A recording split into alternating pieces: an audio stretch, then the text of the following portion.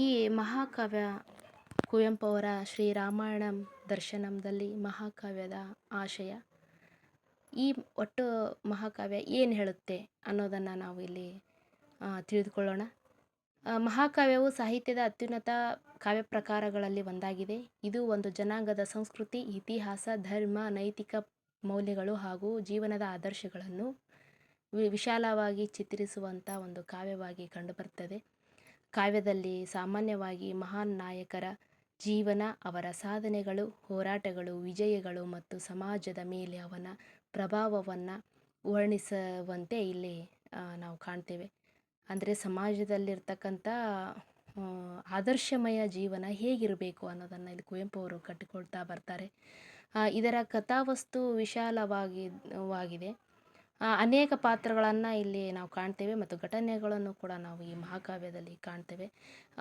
ಮಹಾಕಾವ್ಯದಲ್ಲಿ ಮುಖ್ಯ ಆಶಯ ಏನಂದರೆ, ಈ ಮಹಾಕಾವ್ಯದ ಮುಖ್ಯ ಆಶಯ ಏನಂದರೆ ಮಾನವ ಜೀವನದ ಶ್ರೇಷ್ಠ ಮೌಲ್ಯಗಳನ್ನು ಪ್ರತಿಪಾದಿಸುವುದಾಗಿದೆ. ಧರ್ಮ, ಸತ್ಯ, ನ್ಯಾಯ, ತ್ಯಾಗ, ಪ್ರೀತಿ, ಮಾನವೀಯತೆ ಮುಂತಾದ ಆದರ್ಶಗಳನ್ನು ಜನರಿಗೆ ಪರಿಚಯಿಸುವಂತೆ ಇಲ್ಲಿ ನಾವು ಕಾಣ್ತೇವೆ. ಈ ಎಲ್ಲ ಒಂದು ಉತ್ತಮ ಚಿಂತನೆಗಳನ್ನು ಮಾನವ ಹೊಂದಬೇಕು ಎಂಬ ಉದ್ದೇಶವನ್ನು ಇಲ್ಲಿ ಕಾಣ್ತೇವೆ. ಜೊತೆಗೆ ಒಂದು ರಾಷ್ಟ್ರ ಅಥವಾ ಸಮುದಾಯದ ಸಾಂಸ್ಕೃತಿಕ ಪರಂಪರೆಯನ್ನು ಉಳಿಸಿ ಬೆಳೆಸುವ ಕಾರ್ಯವನ್ನು ಮಹಾಕಾವ್ಯ ನಿರ್ವಹಿಸುತ್ತದೆ. ಕನ್ನಡ ಸಾಹಿತ್ಯದಲ್ಲಿ ಕುವೆಂಪು ಅವರ ಶ್ರೀರಾಮಾಯಣ ದರ್ಶನಂ ಈ ಮಹಾಕಾವ್ಯ, ಸಂಸ್ಕೃತ ಸಾಹಿತ್ಯದಲ್ಲಿ ವಾಲ್ಮೀಕಿ ಅವರ ರಾಮಾಯಣ ಮತ್ತು ವ್ಯಾಸರ ಮಹಾಭಾರತ ಮಹಾಕಾವ್ಯಗಳಾಗಿ ಕಂಡು ಬರ್ತವೆ. ಅವು ಪ್ರಸಿದ್ಧವಾಗಿಯೂ ಕೂಡ ಹೌದು. ಇವು ಕೇವಲ ಕಥೆಗಳಾಗಿ ನಮ್ಗೆ ಕಾಣೋದಿಲ್ಲ, ಮಾನವ ಜೀವನಕ್ಕೆ ದಾರಿದೀಪವಾಗುವಂಥ ಮೌಲ್ಯಗಳ ಒಂದು ಭಂಡಾರವಾಗಿ ನಾವು ಇವನ್ನು ಕಾಣ್ತಾ ಇದ್ದೀವಿ. ಏಕೆಂದರೆ ಈ ಒಂದು ಮಹಾಕಾವ್ಯಗಳು ಯಾವಾಗಲೂ ಉದಾತ್ತ ಮೌಲ್ಯಗಳನ್ನು ಮಾತ್ರ ಮನುಷ್ಯನ ಜೀವನಕ್ಕೆ ದಾರಿಯಾಗುವಂತೆ ತೋರಿಸ್ಕೊಡ್ತಾ ಬರ್ತವೆ. ಪ್ರತಿಯೊಂದು ಮಹಾಕಾವ್ಯದ ಲಕ್ಷಣವೂ ಕೂಡ ಇದಾಗಿದೆ. ಮಹಾಕಾವ್ಯದ ಒಟ್ಟಾರೆ ಒಂದು ಒಳ್ಳೆಯ ಉದ್ದೇಶ ಏನಂದರೆ,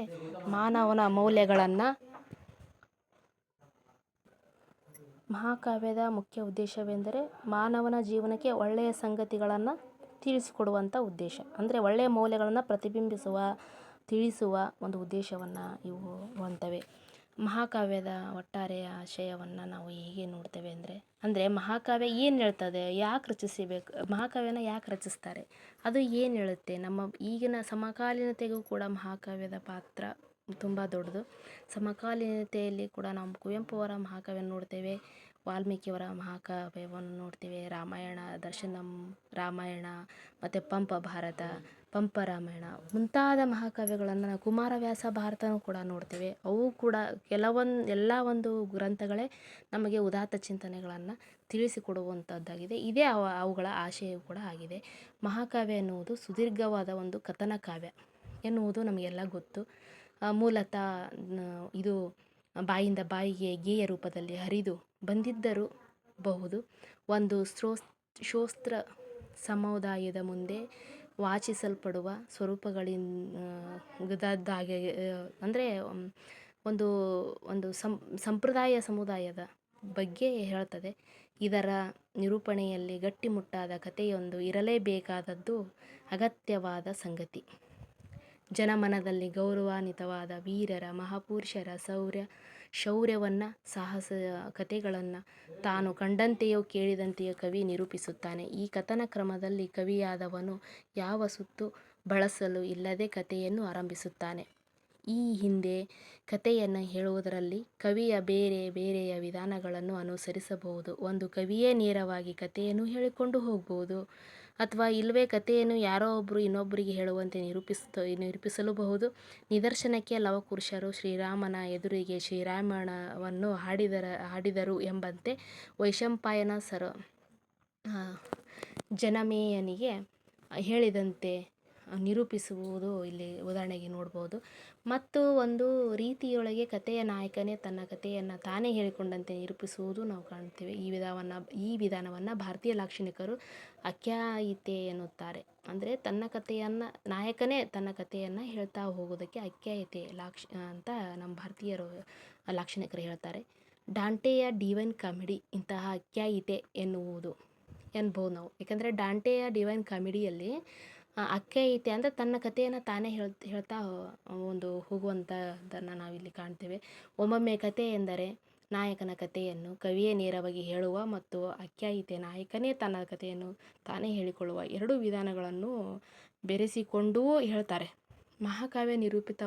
ಹೀಗೆ ಮಹಾಕಾವ್ಯ ನಿರೂಪಿತವಾಗ್ತಾ ಹೋಗುತ್ತೆ. ಒಡಿಸ್ಸಿಯ ಬಹುಭಾಗ ನಾಯಕನ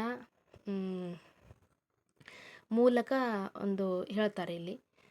ಇಲಿಯಡ್ ಕಾವ್ಯದ ನಾಯಕ ತನ್ನ ಪೂರ್ವಕಥೆಯನ್ನು ಟೈರ್ ದೇಶದ ರಾಣಿ ಡೈಡೋಳಿಗೆ ಹೇಳಿಕೊಟ್ಲು. ಡೈಡೋಳಿಗೆ ಹೇಳ್ಕೊಡ್ತಾ ಹೋಗುವಂಥ ಒಂದು ಶೈಲಿಯನ್ನು ಕಾಣ್ತೀವಿ.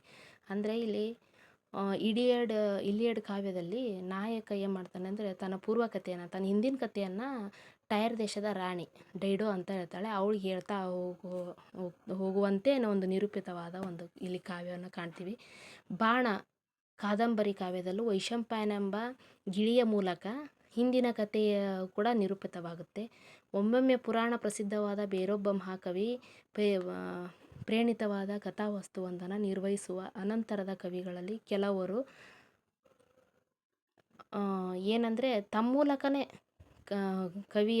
ಕವಿಯೊಂದಿಗೆ ಸಮೀಕರಿಸಿಕೊಂಡು ಇನ್ನೊಬ್ಬರ ಮೂಲಕನೇ ಹೇಳ್ತಾರೆ, ತಮ್ಮನ್ನು ಸಮೀರಿಸಿಕೊಂಡುಕೊಂಡು ಕೂಡ ಹೇಳ್ತಾರೆ. ಅಜ್ಞಾತವಾಗಿರಲು ಅಂದರೆ ತಾವು ಅನ್ವಯಿಸಿಕೊಂಡೇ ಇಲ್ಲಿ ಹೇಳ್ತಾ ಹೋಗ್ತಾರೆ. ಇಂಥ ನಿರೂಪಣೆಯನ್ನು ಇಲ್ಲಿ ಕಾಣ್ತೀವಿ. ಮೂಲಕ ಈ ಥರ ಒಂದು ಈ ಮೂಲಕ ಹೆಸರಿನೊಂದಿಗೆ ಬೆರೆಸಿಕೊಳ್ಳುವಂಥ ಅಂಕಿತ ನಾಮದ ಮೂಲಕ ನಿಲ್ಲಲು ಕೂಡ ಬಯಸ್ತಾರೆ. ಈ ರೀತಿ ರಾಮಾಯಣ ಮಹಾಭಾರತವನ್ನು ಬರೆದ ಕನ್ನಡ ಕವಿಗಳಲ್ಲಿ ಇದನ್ನು ಗುರುತಿಸ್ಬೋದು. ಕುಮಾರವ್ಯಾಸ, ಕುಮಾರ ವಾಲ್ಮೀಕಿ, ಅಭಿನವ ಕಾಳಿದಾಸ ಇತ್ಯಾದಿ ಹೆಸರುಗಳು ಇದಕ್ಕೆ ಸಾಕ್ಷಿಯೇ ಆಗ್ತಾ ಹೋಗ್ತವೆ. ಕುಮಾರವ್ಯಾಸ ಎಂಬ ಹೆಸರಿನಲ್ಲಿ ಬರೆದ ನಾರಾಯಣಪ್ಪ, ಕುಮಾರ ವಾಲ್ಮೀಕಿ ಎಂದು ಕರೆಸಿಕೊಂಡು ಅಂದರೆ ತೊರಮೆಯ ನರಹರಿ ಇವರು ಮೂಲ ಕವಿಗಳ ಹೆಸರಿನಲ್ಲಿ ತಮ್ಮನ್ನು ಮರೆ ಮಾಡಿಕೊಂಡು ಅಂದರೆ ಮೂಲ ಕವಿಗಳ ಹೆಸರಿನಲ್ಲಿ ತಮ್ಮನ್ನು ಮರೆ ಮಾಡ್ಕೊತ ಹೋಗ್ತಾರೆ. ಅದು ಅಂದರೆ ನಿಜನಾಮಧೇಯವನ್ನು ಇಡೋದಿಲ್ಲ. ತಮಗೆ ಒಂದು ಬೇರೆ ನಾಮವನ್ನು ಕರೆದುಕೊತಾರೆ, ಅಂಕಿತ ನಾಮವನ್ನು ಇಟ್ಟುಕೊಂಡು ಈ ಕಥೆಯನ್ನು ನಿರೂಪಿಸ್ತಾ ಹೋಗ್ತಾರೆ. ನಿಜನಾಮವೇನೋ ಪರಂಪರೆಯಲ್ಲಿ ತೇಲಿಕೊಂಡು ಬರ್ತದೆ. ಆದರೆ ಈಗ ಈ ಪಾಶ್ಚಾತ್ಯರಲ್ಲಿ ಹೋಮರ್ನ ಮಾದರಿಯಲ್ಲಿ ವೀರಕಾವ್ಯಗಳನ್ನು ಬರೆದ ಹಲವು ಕವಿಗಳು ಹೋಮರ್ನೊಂದಿಗೆ ತಮ್ಮನ್ನು ಸಮೀಕರಿಸಿಕೊಂಡಿದ್ದಾರೆ. ಕವಿ ಹೀಗೆ ಅಜ್ಞಾತವಾಗಲಿಸುವುದು ವೀರಕಾವ್ಯದ ಒಂದು ಲಕ್ಷಣವಿದೆ. ನಮ್ಮ ಭಾರತೀಯ ಸಂದರ್ಭದಲ್ಲಿ ಬಂದಾಗ ರನ್ನನು ಹೇಳ್ತಾನೆ, ನಾರಾಯಣಪ್ಪನ ಹೇಳ್ತಾನೆ, ವ್ಯಾಸನ ಮಗ, ವ್ಯಾಸನಂತೆ ನಾನು ರಚನೆ ಮಾಡ್ತಾಯಿದ್ದೀನಿ ಅಂತಲೂ ಕೂಡ ಅವನು ಹೇಳ್ಕೊಂಡಿದ್ದಾರೆ. ಕುಮಾರ ವ್ಯಾಸ ಅಂತ ನಾರಾಯಣಪ್ಪ ಅಂತ ಗದಗಿನ ನಾರಾಯಣಪ್ಪ ಅಂತ ತನ್ನ ನಿಜನಾಮವನ್ನು ಬದಿಗಿಟ್ಟು ಕುಮಾರ ವ್ಯಾಸ ಅಂದರೆ ವ್ಯಾಸನ ನಾನು ಮಗ, ವ್ಯಾಸನ ಕುಮಾರ ಎಂಬ ಒಂದು ಅಂಕಿತ ನಾಮದೊಂದಿಗೆ ತನ್ನ ಮಹಾಕಾವ್ಯವನ್ನು ನಿರೂಪಿಸ್ತಾ ಬರ್ತಾನೆ. ಇದು ಕೂಡ ನಮ್ಮ ಭಾರತೀಯ ಒಂದು ಕವಿಗಳಲ್ಲಿ ಕಾಣ್ಬೋದು. ಮಹಾಕಾವ್ಯದ ಮೊದಲಲ್ಲಿ ದೇವತಾ ಪ್ರಾರ್ಥನೆ ಇರುತ್ತೆ, ಅದು ರೂಢಿ. ಎಲ್ಲ ಕವಿಗಳು ಮೊದಲಿಗೆ ದೇವತಾ ಪ್ರಾರ್ಥನೆ ಮಾಡ್ತಾರೆ. ಇಲ್ಲಿ ಕೂಡ ಕುವೆಂಪು ಅವರು ಶ್ರೀರಾಮನ ದರ್ಶನದಲ್ಲಿ ಸರಸ್ವತಿ ದೇವಿಯನ್ನು ನೆನೆಸ್ತಾರೆ. ರನ್ನನು ಕೂಡ ವಾಗ್ದೇವಿಯನ್ನು ನೆನೆಸ್ತಾನೆ. ಪಂಪನು ಕೂಡ ವಾಗ್ದೇವಿಯನ್ನು ನೆನೆಸ್ತಾನೆ. ಹೀಗೆ ಒಂದು ದೈವಿ ಸ್ತುತಿಯನ್ನು ಇಲ್ಲಿ ಕಾಣ್ತೀವಿ. ಮಹಾಕಾವ್ಯವು ಹಾರೈಕೆಯಿಂದ ನಮಸ್ಕಾರದಿಂದ ಮತ್ತು ಕಥಾ ನಿದರ್ಶನದಿಂದ ಕೂಡಿರುತ್ತದೆ. ಅಂದರೆ ನಮಸ್ಕಾರ, ವಂದನೆಗಳಿರಬೇಕು, ಅದು ಒಂದು ನಮ್ಮ ಸಂಪ್ರದಾಯ. ಇಲ್ಲಿ ಭಾರತೀಯರ ಸಂಪ್ರದಾಯವನ್ನು ರೂಢಿಸ್ತಾ ಹೋಗುತ್ತೆ. ಇಲ್ಲಿ ಈ ಥರ ಇರುತ್ತೆ ಅಂತ ದಂಡಿ ಹೇಳ್ತಾನೆ. ಮಹಾಕಾವ್ಯ ಶರೀರವನ್ನು ಕುರಿತು ಭಾರತೀಯ ಲಾಕ್ಷಣಿಕರಲ್ಲಿ ಮಾತ್ರ ಉಕ್ತವಾದ ಕೆಲವು ವಿಶಿಷ್ಟವಾದ ಲಕ್ಷಣಗಳಿವೆ. ಅವುಗಳನ್ನು ಅಷ್ಟಾದಶ ವರ್ಣಗಳೆಂದು ಕರೆಯಲಾಗಿದೆ. ಮಹಾಕಾವ್ಯದ ಲಕ್ಷಣವನ್ನು ಕುರಿತು ಚರ್ಚೆ ಮಾಡ್ತಾರೆ. 6ನೇ ಶತಮಾನದಿಂದ ಹಿಡಿದು 19ನೇ ಶತಮಾನದವರೆಗೂ ಕಾಣ್ತೇವೆ.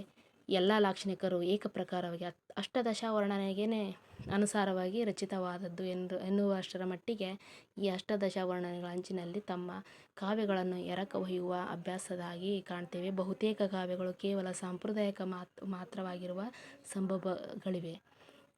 ಮಹಾಕಾವ್ಯ ಲಕ್ಷಣವನ್ನು ಮೊದಲು ಹೇಳಿದ ಭಾಮದಲ್ಲಿ ಆಗಲಿ ವಿಷ್ಣು ಧರ್ಮೋತ್ತರ ಪುರಾಣದಲ್ಲಿ ಆಗಲಿ ಅಷ್ಟಾದಶ ವರ್ಣಗಳ ಪ್ರಸ್ತಾಪವಿಲ್ಲ.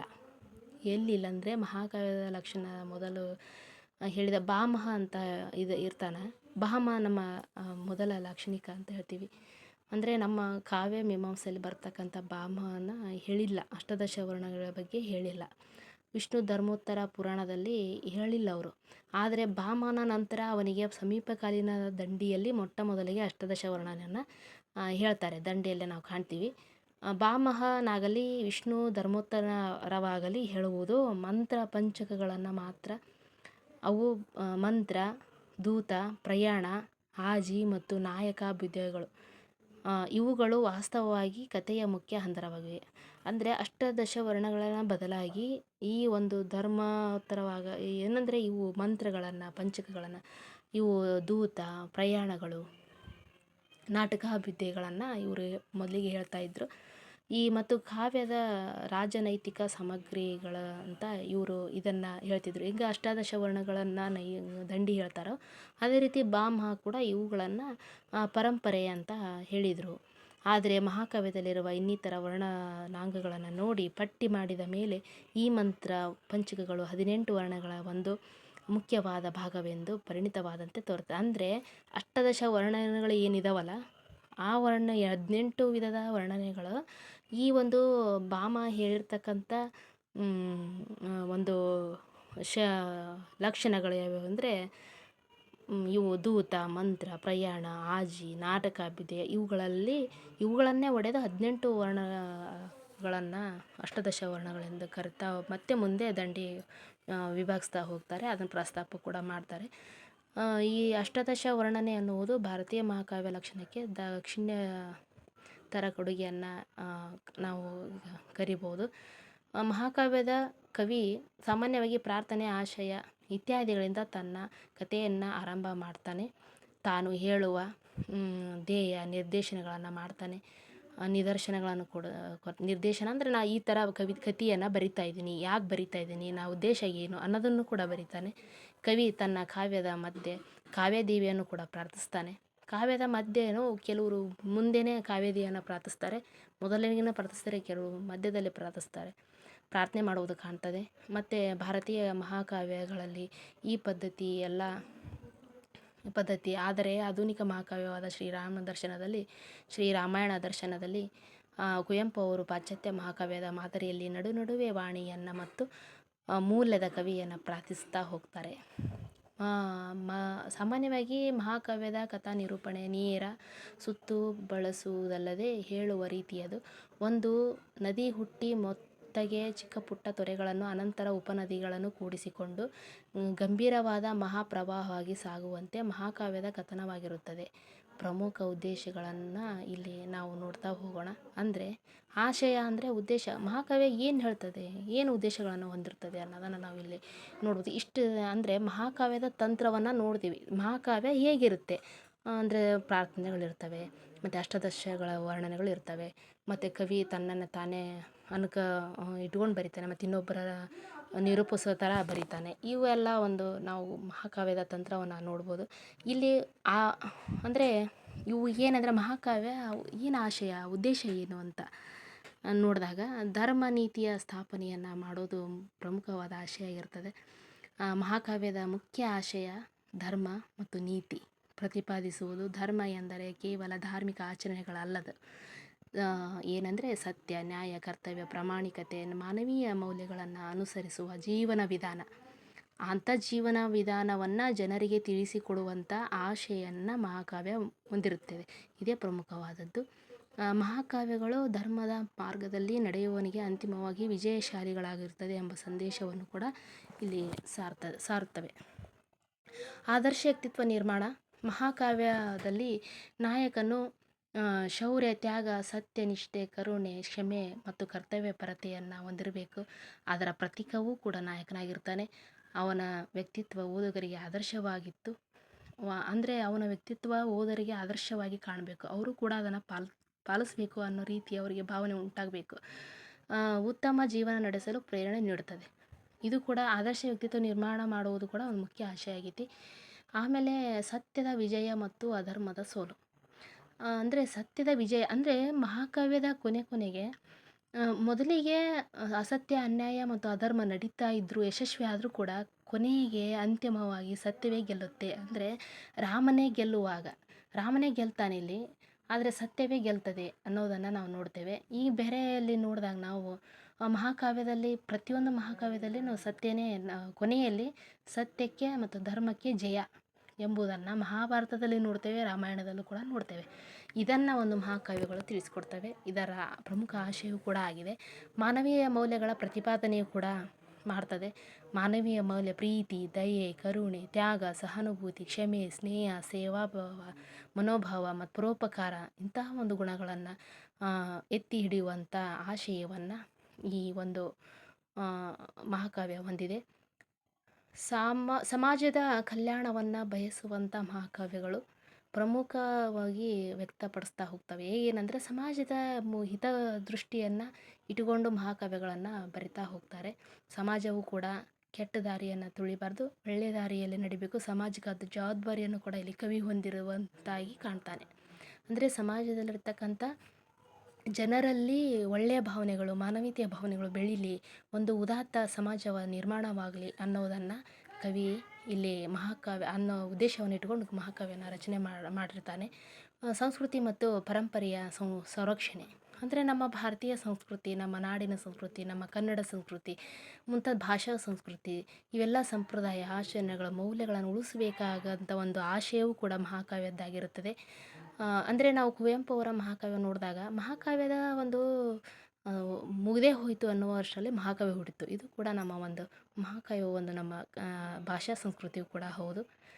ಇದನ್ನು ನಾವು ಇಲ್ಲಿ ನೋಡ್ಬೋದು. ಪ್ರಕೃತಿ ಮತ್ತು ಮಾನವನ ಸಂಬಂಧ, ಪ್ರಕೃತಿ ನಡುವೆ ಮಾನವನ ಸಂಬಂಧ ಒಂದು ಅವಿನಾಭಾವ ಸಂಬಂಧವನ್ನು ಇಲ್ಲಿ ಮನೋಜ್ಞವಾಗಿ ಕಟ್ಕೊಳ್ತಾ ಹೋಗ್ತಾರೆ. ಈಗ ಪ್ರಕೃತಿಯನ್ನು ಬಿಟ್ಟು ಮಾನವನಿಲ್ಲ, ಮಾನವನ ಬಿಟ್ಟು ಪ್ರಕೃತಿ ಇಲ್ಲ ಎಂಬಂತೆ ಈ ಒಂದು ಪೂರ್ತಿ ರಾಮಾಯಣ ದರ್ಶನದಲ್ಲಿ ನಾವು ಕಾಣ್ತೀವಿ. ಇದು ಕೂಡ ಪ್ರಕೃತಿಯ ಒಂದು ಚೆಲುವನ್ನು, ಪ್ರಕೃತಿಯ ಒಂದು ಏನಂದರೆ ಪ್ರಕೃತಿಯಲ್ಲಿರ್ತಕ್ಕಂಥ ಮಾನವ ಹೇಗೆ ಪ್ರಕೃತಿಯಲ್ಲಿ ತನ್ನ ಭಾವನೆಗಳನ್ನು ಹಂಚಿಕೊಳ್ತಾ ಹೋಗ್ತಾನೆ ಎನ್ನುವುದನ್ನು ಇಲ್ಲಿ ನಾವು ಕಾಣ್ತೇವೆ. ಇದು ಕೂಡ ಪ್ರಕೃತಿಯ ಸಾರವನ್ನು ಹೇಳುವ ಆಶಯ ಕೂಡ ಹೊಂದಿದೆ. ಸ್ತ್ರೀ ಪಾತ್ರದ ಮಹತ್ವವನ್ನು ಇಲ್ಲಿ ಕಾವ್ಯಗಳಲ್ಲಿ ಆಶೆಯಲ್ಲಿ ನೋಡ್ತೇವೆ. ಅಂದರೆ ಇಲ್ಲಿ ತ್ಯಾಗ, ಧೈರ್ಯ, ಜ್ಞಾನ, ಸಲಹೆ, ಆದರ್ಶದ ಪ್ರತೀಕವಾಗಿ ಸ್ತ್ರೀ ಕಾಣ್ತಾಳೆ. ಇಂಥ ಒಂದು ಸ್ತ್ರೀ ಪಾತ್ರ ಲೋಕದಲ್ಲಿ, ಸಮಾಜದಲ್ಲಿ ನಿರ್ಮಾಣವಾಗಲಿ ಅಂತ ಈ ಮಹಾಕಾವ್ಯದಲ್ಲಿ ಈ ಆಶಯವನ್ನು ನೋಡ್ಬೋದು. ಕನ್ನಡ ಮಹಾಕಾವ್ಯಗಳ ಆಶಯ ಏನಂದರೆ, ಕನ್ನಡ ಮಹಾಕಾವ್ಯಗಳು ಧೈರ್ಯ, ಸಂಸ್ಕೃತಿ, ಮಾನವೀಯತೆ, ವಿಶ್ವಮಾನವ ಸಂದೇಶವನ್ನು ಸಾರ್ತವೆ. ಈ ಕುವೆಂಪು ಅವರ ಮಹಾಕಾವ್ಯವು ಕೂಡ ಇದನ್ನೇ ಸಾರುತ್ತೆ. ಶ್ರೀರಾಮಾಯಣ ದರ್ಶನ ಮಾನವತಾವಾದ, ಸಮಾನತೆ ಮತ್ತು ವಿಶ್ವ ಬಂಧುತ್ವವನ್ನು ಪ್ರತಿಪಾದಿಸುವ ಶ್ರೇಷ್ಠ ಮಹಾಕಾವ್ಯವಾಗಿದೆ. ಕುವೆಂಪು ಅವರು ಕನ್ನಡದಲ್ಲಿ ಮಹೋಪಮೆ ಎಂದು ಗುರುತಿಸಲಾದ ಈ ಅಭಿವ್ಯಕ್ತಿ ಪ್ರಕಾರಕ್ಕೆ ಹೋಮರನೇ ಮೊದಲಿಗ. ಆದುದರಿಂದ ಇದಕ್ಕೆ ಹೋಮರನು ಎಂದು ಅಂದರೆ ಈ ಮೊದಲಿಗ ಯಾರಂದರೆ ಮಹೋಪಮೆಗೆ ಹೋಮರ್ ಅಂತ ಹೇಳ್ತೀವಿ. ಇದಕ್ಕೆ ಹೋಮರೋಪಮೆ ಅಂತ ಇವರು ಕರೀತಾರೆ. ಅಂದರೆ ಹೋಮರನನ್ನು ಕೂಡ ಇಲ್ಲಿ ನೆನೆಸಿದ್ದಾರೆ, ಪಾಶ್ಚಾತ್ಯ ಕವಿಗಳನ್ನು ನೆನೆಸಿದ್ದಾರೆ, ನಮ್ಮ ಭಾರತೀಯ ಕವಿಗಳನ್ನು ಇವರು ಕುವೆಂಪು ಅವರು ನೆನೆಸ್ತಾರೆ. ಎಪಿಕ್ ಸಿಮಿಲ್ ಎಂದು ಇದನ್ನು ಕರೆಯುತ್ತಾರೆ. ಅನಂತರ ವರ್ಜಿಲ್, ಡಾಂಟೆ, ಮಿಲ್ಟನ್, ಚಾಸರ್, ಮ್ಯಾಥೋ ಆರ್ನಾಡ್ ಮತ್ತು ಮುಂತಾದ ಕವಿಗಳು ತಮ್ಮ ಕಾವ್ಯದಲ್ಲಿ ಪ್ರಯೋಗಿಸಿದ್ದಾರೆ. ಮತ್ತು ಕನ್ನಡದಲ್ಲಂತೂ ಕುವೆಂಪು ಅವರೇ ತಮ್ಮ ಮಹೋಪಮೆಗಳನ್ನು ಬಳಸಿದವರು. ಮೊದಲು ಅವರು ಅಂದರೆ ಮಹೋಪಮೆ ಅಂದರೆ ಉಪಮೆಗಿಂತ ಉಪಮೆ ಅಂತ, ಮಹಾ ಉಪಮೆಯು ಹೋಲಿಕೆ, ಅತ್ಯದ್ಭುತವಾದ ಹೋಲಿಕೆಯನ್ನು ಇಲ್ಲಿ ಮಾಡ್ತಾ ಹೋಗ್ತಾರೆ. ಇವರ ಕಂಡ ಕಾವ್ಯವಾದ ಚಿತ್ರಾಂಗದಲ್ಲಿ, ಅನಂತರ ಅವರ ಮಹಾಕಾವ್ಯವಾದ ಶ್ರೀರಾಮ ದರ್ಶನಂದಲ್ಲಿ ಕೂಡ ಬಳಸಿದ್ದಾರೆ. ಮಹೋಪಮೆ ಅಂದರೆ ಮಹಾ ಉಪಮೆ, ಮಹಾ ಎಂದರೆ ದೀರ್ಘ ಎಂದಷ್ಟೇ ಅರ್ಥವಾಗದಿದ್ದರೂ ದೀರ್ಘತೆಯನ್ನು ಹೊಂದಿರತಕ್ಕಂಥ ಆತ್ಮಲಕ್ಷಣ ಉಪಮೆ ಮಾಡುವ ಕೆಲಸವನ್ನೇ ಮಾಡುತ್ತದೆ. ಮಹೋಪಮೆ ಇನ್ನೂ ಬೃಹತ್ತಾಗಿ, ಇನ್ನೂ ಮಹತ್ತರವಾಗಿ ಪ್ರಕೃತಿ ವಿಷಯಕ್ಕೆ ದೂರವಾಗಿರುವುದರ ಶ್ರೀಮಂತ ಭಾವಕೋಶವನ್ನು ಪ್ರಕೃತ ವಿಷಯದ ಭಾವಕೋಶಕ್ಕೆ ಜಲಕ್ಕನೆ ಒಂದು ಥಳಿಸುವಂಥ ಉಪಮೆಯ ಕರ್ತವ್ಯ ಈ ಒಂದು ಮಹೋಪಮೆಯದ್ದಾಗಿದೆ. ಬಹುಶಃ ಒಂದೆರಡು ನಿದರ್ಶನಗಳನ್ನು ಕೊಟ್ಟರೆ ಮೇಲಿನ ಹೋಲಿಕೆ ಇನ್ನಷ್ಟು ಸ್ಪಷ್ಟವಾಗಬಹುದು. ಇನಿಯಸ್ ಎಂಬ ವೀರನು ಅಕಿಲಸ್ನ ಮೇಲೆ ಕಾಳಗಕ್ಕೆ ನಡೆದ ಸಂದರ್ಭವನ್ನು ಕುರಿತು ಹೋಮರ್ ಕೊಡುವ ಮಹೋಪಮೆ ಹೀಗಿದೆ. ಇಲ್ಲಿ ಇನಿಯಸ್ ಭಯಂಕರವಾದ ದಂಡೆ ಅಕಿಲಸ್ನ ಮೇಲೆ ನುಗ್ಗಿದನು ಎಂದು ಹೇಳಿದರೆ ಅದೆಂದು ಉಪಮಾಲಂಕಾರವಾಗುತ್ತಿತ್ತು. ಆದರೆ ಭಯಂಕರವಾದ ಸಿಂಹದ ಅಬ್ಬರ ಅದನ್ನು ಊರಿನ ಶೂರ ತರುಣರೆಲ್ಲ ಕೊಲ್ಲಲೆಂದು ತರುಬಿದ್ದು, ಆದರೂ ಸಿಂಹ ಅವರನ್ನು ಲೆಕ್ಕಿಸದೆ ಮುಂದುವರೆದಿರುವುದು. ಧೈರ್ಯಶಾಲಿ ಯುವಕನೊಬ್ಬನು ಎಸೆದ ಬಲ್ಲೆಯಿಂದ ಗಾಯಗೊಂಡರೂ ನೊರೆಯೇರಿಸುವ ಭಯಂಕರ ದಂಡೆಗಳನ್ನು ತೆರೆದು ಮೇಲೆ ಲಂಘಿಸಲು ಸಿದ್ಧವಾಗಲು ತಕ್ಕ ಎದೆಗಾರಿಕೆಯನ್ನು ಗಳಿಸಿಕೊಂಡದ್ದು.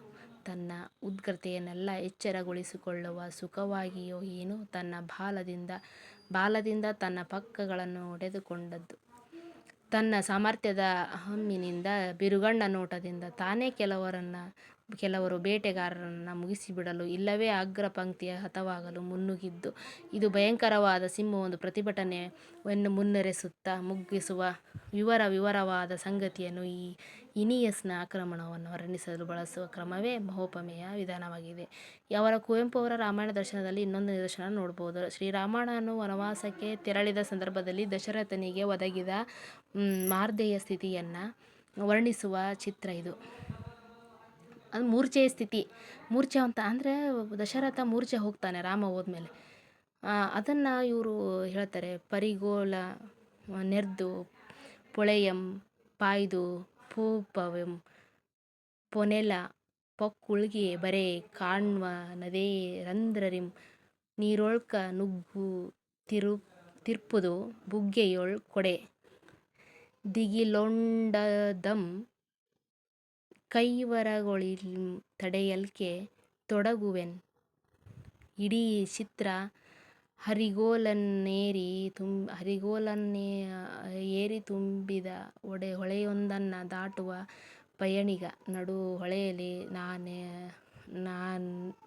ನಾನೆವಿದ ಹರಿಗೋಲು ತೂತು ಬಿದ್ದು ನೀರು ನುಗ್ಗತೊಡಗಿದಾಗ ದಿಗಿಲಿನಿಂದ ಆ ತೂತು ಮುಚ್ಚುವ ಪ್ರಯತ್ನ ಮಾಡಿ ಸೋತು ಅಸಹಾಯಕನಾಗಿ ನೀರೊಳಗೆ ಮುಳುಗುತ್ತಿರುವ ಸ್ಥಿತಿಯನ್ನು ವಿವರವಾಗಿ ಕೊಡುತ್ತದೆ. ಈ ಎರಡು ನಿದರ್ಶನಗಳನ್ನು ನೋಡಿದರೆ ಇನಿಯಸ್ ಅಕಿಲಸ್ನ ಮೇಲೆ ಸಿಂಹದಂತೆ ನುಗ್ಗಿದ ದಶರಥನು ಹರಿಗೋಲು ಹರಿದು ತೂತಾಗಿ ಹೊಳೆಯಲ್ಲಿ ಮುಳುಗಿದವನಂತೆ ಪುತ್ರ ವಿರಹದ ದುಃಖದಲ್ಲಿ ಮುಳುಗಿದನು ಎಂಬ ಉಪಮೆಗಳು ಹೇಗೆ ಬಿಡಿಯಾಗಿ ವಿವರಗಳಿಂದ ಸುದೀರ್ಘವಾದ ಚಿತ್ರವಾಗಿ ಬೆಳೆದು ಮಹೋಪಮೆಯಾಗಿವೆ ಎನ್ನುವುದು ಗೊತ್ತಾಗುತ್ತದೆ. ಉಪಮೆ ಮಾಡುವ ಕೆಲಸವನ್ನು ಮಹೋಪಮೆ ಮಹತ್ತಾಗಿ ಮಾಡುತ್ತದೆ. ವಿಸ್ತಾರಗೊಂಡರೆ ವಿವರ ವರ್ಣನೆಯಿಂದ ದೀರ್ಘವಾದರೆ ಉಪಮೆ ಮಹೋತ್ತರವಾಗುತ್ತದೆ. ಓದುಗನೇ ಬದುಕುವ ಪ್ರಯತ್ನದಿಂದಲೂ ಶ್ರಮದಿಂದಲೂ ಪಡೆಯಬಹುದಾದ ಅನುಭವಗಳನ್ನೆಲ್ಲ ಮಹೋಪಮೆ ಒಟ್ಟಿಗೆ ತಂದುಕೊಡುತ್ತದೆ. ಉಪಮೆಯಲ್ಲಿರುವಂತೆ ಸಾದೃಶ್ಯವು ಒಟ್ಟಿಗೆಯಾಗುವ ರೀತಿಯಲ್ಲಿ ಮಹೋಪಮೆಯಲ್ಲಿ ಕಾಣುವುದಿಲ್ಲ. ಉದಾಹರಣೆ: ಹರಸಿದ ಭಾಗಗಳಲ್ಲಿ ಸಿಂಹದ ಸಮಸ್ತ ಕೈಗಳ ಸಾದೃಶ್ಯವನ್ನು ಇನಿಯಸ್ನ ನಡವಳಿಕೆಯಲ್ಲಿ ಹುಡುಕುವುದಾಗಲಿ, ಸಿಂಹವನ್ನು ಎದುರಿಸಿದ ಧೈರ್ಯಶಾಲಿಯಾದ ತರುಣರಿಗೆ ಪ್ರಕೃತಿ ಸಂದರ್ಭದಲ್ಲಿ ಸಾದೃಶ್ಯ ಯಾವುದು ಎಂದು ಹೇಳುವುದಾಗಲಿ ಸರಿ ಹೊಂದುವುದಿಲ್ಲ. ಹರಿಗೋಲು ಯಾವುದು? ಹರಿಗೋಲಲ್ಲಿ ಕೂತು ಮುಳುಗಿದವನಿಗೂ ದಶರಥನಿಗೂ ಯಾವ ಸದೃಶ್ಯ ಇತ್ಯಾದಿಯಾಗಿ ಪ್ರಶ್ನೆ ಕೇಳುವುದು ಅನುಚಿತ. ಒಂದು ಇಡೀ ಚಿತ್ರ ನಿರ್ಮಿಸುವ ಭಾವಕೋಶವಿಲ್ಲವೇ ಮುಖ್ಯ. ಅದನ್ನು ಪ್ರಕೃತ ನಿಯಮಕ್ಕೆ ಜಲಕ್ಕನೆ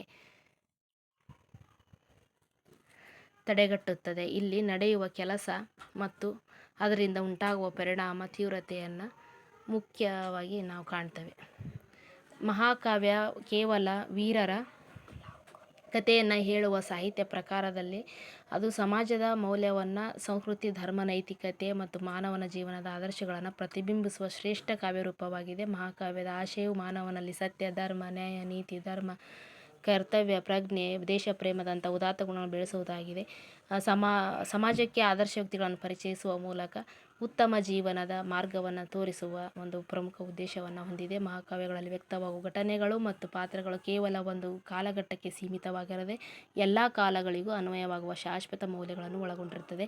ಅವು ವ್ಯಕ್ತಿಯ ವ್ಯಕ್ತಿತ್ವ ವಿಕಾಸಕ್ಕೆ, ಸಾಮಾಜಿಕ ಜಾಗೃತಿಗೆ ಹಾಗೂ ಸಾಂಸ್ಕೃತಿಕ ಪರಂಪರೆಗೆ ಸಂರಕ್ಷಣೆಗೆ ಮಹತ್ವದ ಕೊಡುಗೆ ನೀಡುತ್ತವೆ. ಅಲ್ಲದೆ ರಾಷ್ಟ್ರದ ಇತಿಹಾಸ, ಪರಂಪರೆ ಮತ್ತು ಜೀವನ ದರ್ಶನ ಮುಂದಿನ ಪೀಳಿಗೆಗೆ ಪರಿಚಯಿಸುವ ಕಾರ್ಯವನ್ನು ಮಹಾಕಾವ್ಯಗಳನ್ನು ಯಶಸ್ವಿಯಾಗಿ ನಿರ್ವಹಿಸುತ್ತದೆ. ಒಟ್ಟಾರೆಯಾಗಿ ಮಹಾಕಾವ್ಯದ ಆಶಯವು ಕೇವಲ ಮನರಂಜನೆ ನೀಡುವುದಲ್ಲ, ಮಾನವೀಯ ಮೌಲ್ಯಗಳನ್ನು ಬೆಳೆಸಿ ಸಮಾಜದಲ್ಲಿ ಉತ್ತಮ ಜೀವನದ ಆದರ್ಶಗಳನ್ನು ಸ್ಥಾಪಿಸುವುದಾಗಿದೆ. ಆದ್ದರಿಂದ ಮಹಾಕಾವ್ಯಗಳು ಕನ್ನಡ ಸಾಹಿತ್ಯ ಸೇರಿದಂತೆ ವಿಶ್ವ ಸಾಹಿತ್ಯದಲ್ಲಿಯೂ